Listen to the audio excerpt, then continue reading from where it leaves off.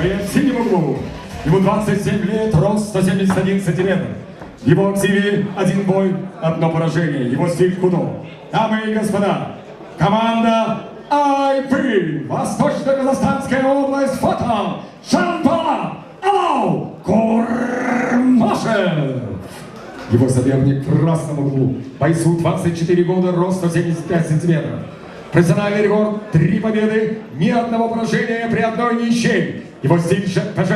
Он представляет команду Алмаз Кырандары из Алматы. Жан-Пол Кошанов. Фредерик Ален Пашикян.